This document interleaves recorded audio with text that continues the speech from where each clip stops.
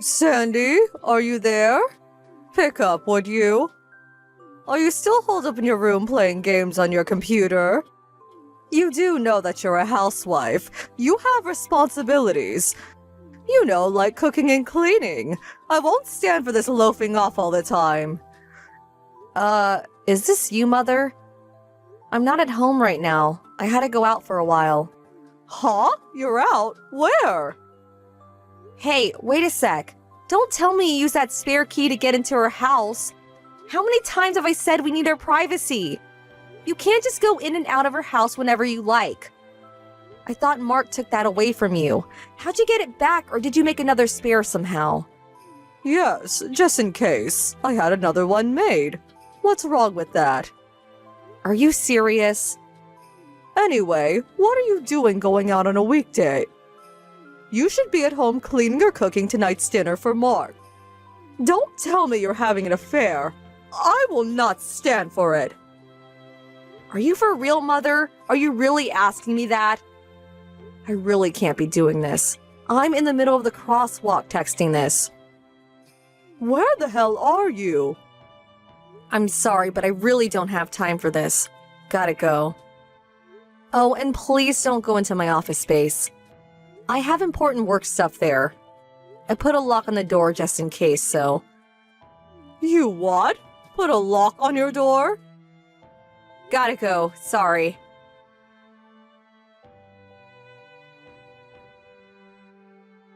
Sandy, are you there? Do you have a minute?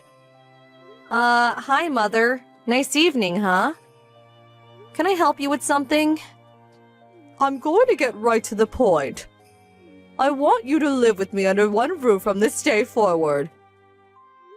Seriously? Where did this idea come from all of a sudden? There was no use trying to hide it. The doctor gave you a life expectancy, am I right? Huh? Life expectancy? Like I got a year or two to live? Is that what you're saying? Yes, not in years though. I hear it's like 3 months. You have 3 months to live. Knowing that you married Mark, how could you? I can't believe you kept it secret. You married Mark and joined our family knowing full well that you didn't have long to live. Excuse me, but where the hell did you hear that? 3 months, are you for real? You did go to the hospital yesterday. Don't lie to me. I had you checked out. Yes. A friend of mine was in the hospital for an injury, so I visited, and... I said don't lie to me. To be truthful, I want you to divorce Mark right away, but getting rid of a daughter-in-law who has 3 months to live, well, it wouldn't look very in the public's eye. But the fact is you conned Mark into marrying you. That's an unforgivable crime. As punishment for misleading us, I want you to use the rest of your life, the 3 months you have left to work for me, to do everything I say. You got that? We will live under one roof from this day forward. Don't you even think of checking into the hospital. I really can't make that decision right away. No, you must make up your mind right this minute.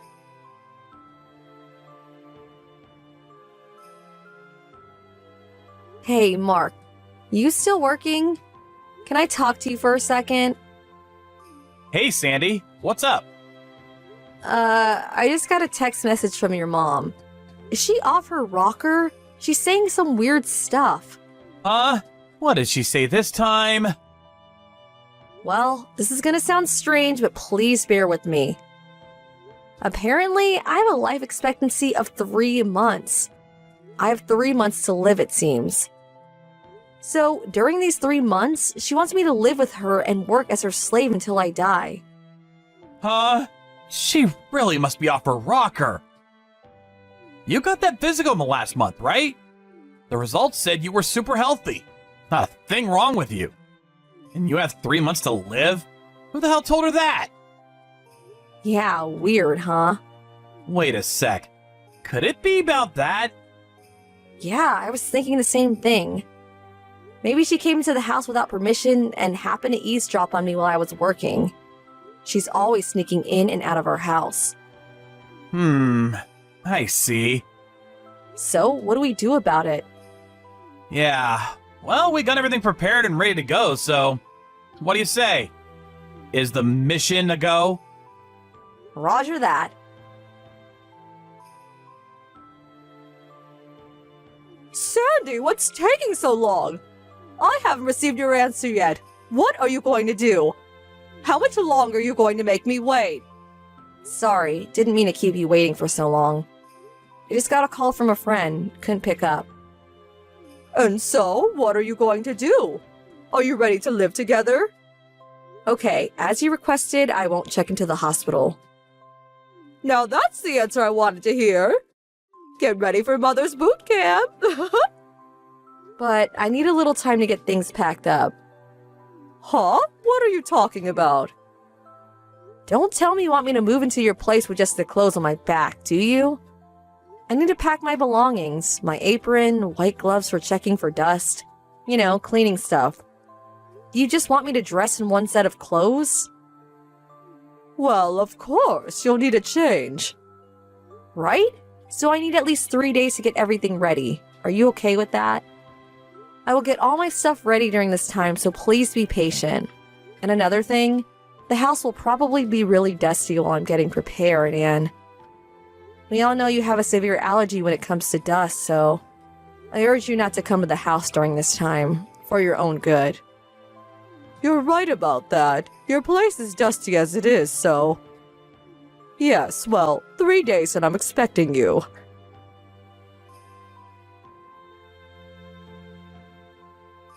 Sandy, are you there?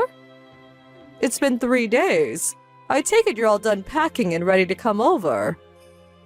It's almost evening.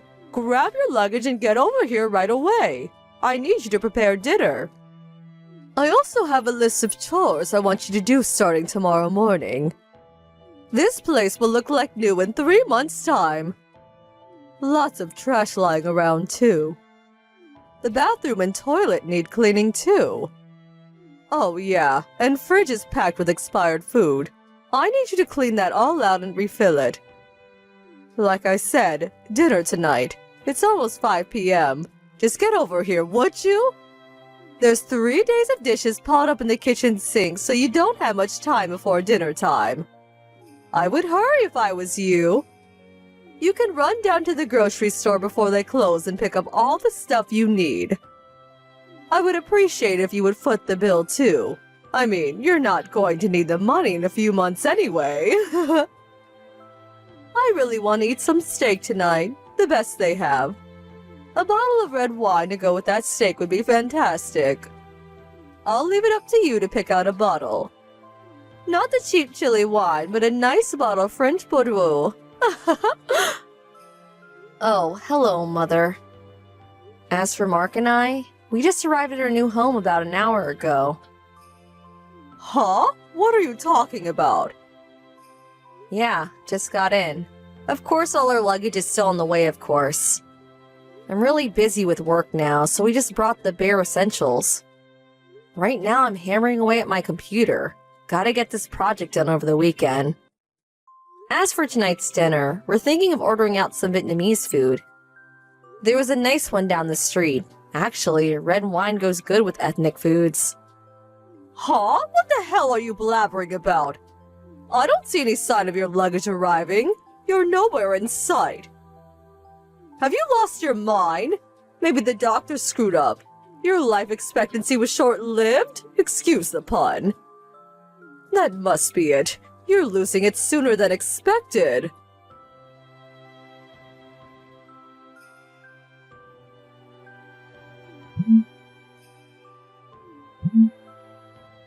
Sandy, answer me! Mother, what's the matter? Where in God's sake are you? I was getting impatient and went over to the house to bring you to my place myself. The next-door neighbor came out and said you and Mark had already moved out. Like I said earlier, we arrived at our new place at a little after 2 p.m. What are you talking about? We made a deal. You said you wouldn't check into the hospital and that you would give yourself up to me until your time is up. Hold on a second. I never said I would give myself up to you, as you so eloquently put it. Yeah, I said I wouldn't check into the hospital, but I never said I would be your slave. And about us moving, well, we had this plan way back. Besides, I'm perfectly healthy. I just got a medical checkup last month and I passed with flying colors. No need for me to check into a hospital. Huh? What's going on here? What are you saying? What about the life expectancy? The fact that you have 3 months to live? Mother, you enter our home without permission and eavesdrop on our conversation, am I right? That's probably when you heard about the 3-month life expectancy fantasy. Fantasy? No, I heard it loud and clear. That you only had 3 months to live. Clear as day. I heard it. It was some conversation that you were having online. The voice was through speaker, as I recall. What you heard was dialogue from a script. A script? What are you talking about? This involves my work, so I really can't talk in detail about it, but you do know that Mark is a scriptwriter, and also that he rents out a small office downtown. Well, more like small apartment hotel, where he can concentrate on his work. Yes, of course I know that.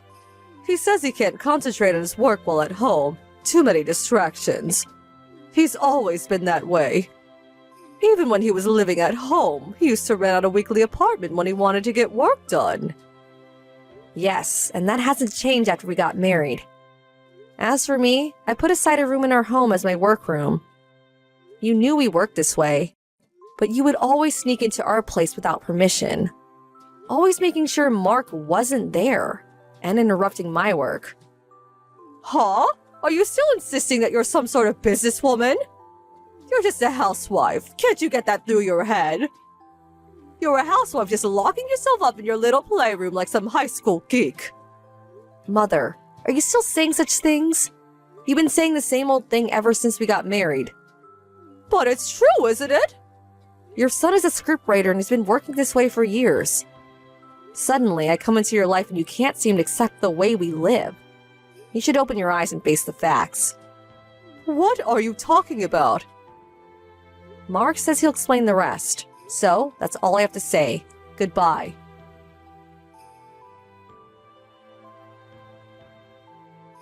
Mom, are you there?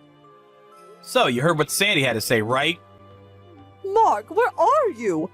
Your neighbor said you moved out. What's going on? I learned that Sandy only had 3 months to live, but now I find out she's actually healthy as an ox. What's going on? But I was sure I heard Sandy speaking with somebody in her room, and I definitely heard that she had 3 months left to live. Like Sandy said earlier, that was a dialogue from a script. I wrote it. Huh? What are you talking about? The script I'm currently writing involves a woman who only has 3 months left to live. It's a tragic love story. Well, I wrote the script in dialogue, and then the voice actors take over and read the script. And then we edit and synchronize that on the PC. Sandy handles all of the editing work. Oh, okay. Not sure how all that works, to be honest. Well, simply put, Sandy is our script editor. She edits the actual voice recordings and synchronizes that to the images. You probably heard the edited dialogue that Sandy was working on. The part where the doctor tells the main character that she only has 3 months to live. The timing of your eavesdropping was spot on. You probably thought someone was talking to Sandy and telling her the bad news. I can't believe this. So that was all an act. They were actors' voices. Yep. So, Mom, we have to live our own lives. We can't have you disrupting our daily lives. So, I'm sorry to say this, but we no longer want any contact with you. Huh? No contact? What do you mean? You're cutting me off? I'm your mother, for God's sake. Well, actually, I always wanted to say something. You've always been super nosy about everything I did. That's why I had to work outside the home. Even in school, I always did my homework at the library or at the park. You do remember that, right? Well, you said you couldn't concentrate at home. You need to work where it was quiet. Right. It was because of you. You would always interrupt and nag on me all day. That's why I couldn't concentrate. Huh? Me? You couldn't concentrate because of me. Yes, you would always come into my room and complain about this or that. It drove me batshit. And when I was writing my scripts, I needed to concentrate completely on my work. With you nagging me constantly, it was impossible. Well, because I couldn't concentrate, it eventually affected my work. So what I did was rent out a small apartment hotel and use it as my office. A place where I would have zero interruptions. Nobody breathing down my neck. I eventually got used to this style of working and continue this way even after getting married to Sandy. Sandy is a film editor by trade. I met her on a project we worked on together. She never had a problem with her folks interrupting her work, so she continued her style of working after we married, but as it turned out, Sandy started getting hounded. But I thought she was just a housewife, not a film person.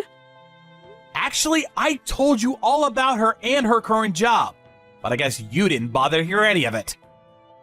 I thought she quit after you guys got married. I told you 100 times that we would continue working together as a team after we got married. This is a clear-cut case of abuse. Huh? I was only trying to. I am at the end of my rope. Mom, you harping on about this or that has really affected our work. We had to do something drastic to put an end to it. We just could not go on like this any longer. So please, we want you out of our lives. Mark, you can't be serious. I'm your mother. What am I gonna do? Will I survive without you? You do realize that your father and I divorced years ago. I'm all alone. Are you going to abandon me to live in that big old house all alone? Well, if you're willing to enter a senior citizen's home, I could help you with the process, if you want. Senior citizens. You could also think about returning to your folks' place back in Montana. That might be the best. Nice and quiet there. You could still work. You have some options. If you don't appreciate mine, well, work it out yourself. We really don't have the time and energy for this. I'm really sorry. That's all easy for you to say. I haven't worked in years, and besides, what would I even do? You want to contact me? Please go through Uncle Jim or Aunt Nellie, back in Montana. Don't cry and contact us directly. I think of this as permanent. I don't intend to see you ever again. No, please, Mark, you can't do this. Goodbye, Mom.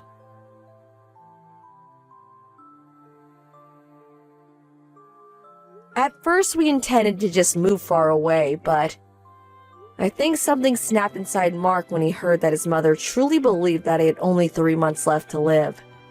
His mother actually seemed to revel in it, and that she was going to use me as a slave for the 3 months I had left of my life. Such a callous attitude. That was probably it. We had leased our current house some time back, and we're just looking for the right opportunity to put our plans into motion. And his mom gave us that. It was the right decision to move far from her, and to keep her address a secret. As for my mother-in-law, she was in shock for a couple of weeks, but I heard that Mark's uncle convinced her to return to her parents' home in Montana. But it seems she started nagging her other relatives, mainly her nephew's new bride, which again got her kicked out of the family. Last I heard, she's still living in Montana, but in another town far from her parents' place. Apparently, it's a tiny beat-up apartment.